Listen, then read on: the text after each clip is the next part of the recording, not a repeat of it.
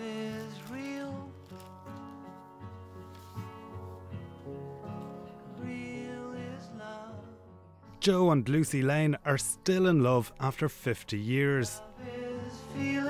They met rehearsing for The Merry Widow at the Rathmines and Rathgar Musical Society in Dublin in 1961 and were married the following year.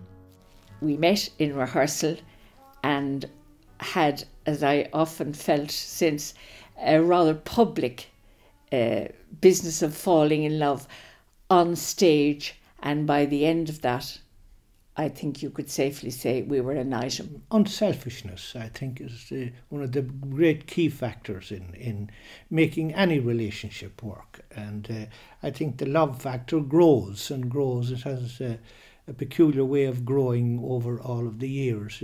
You may not know it in the beginning, but that's what happens, and that's what keeps things going and keeps people together. And don't forget, I'm also just a girl, standing in front of a boy,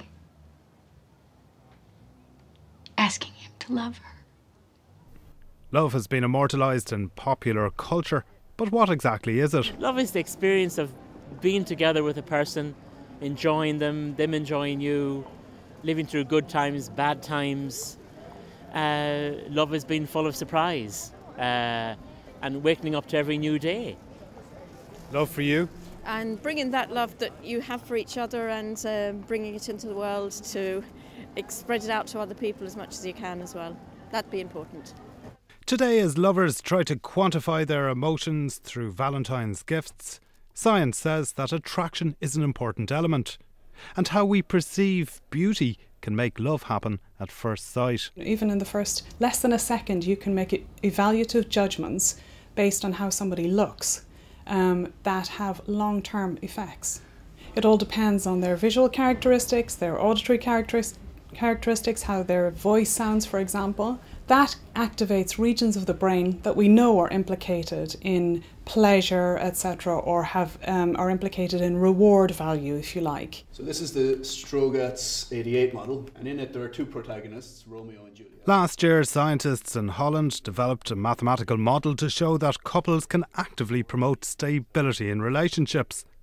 But Professor James Gleeson at the Department of Mathematics and Statistics at the University of Limerick says putting love into numbers is a difficult thing to do.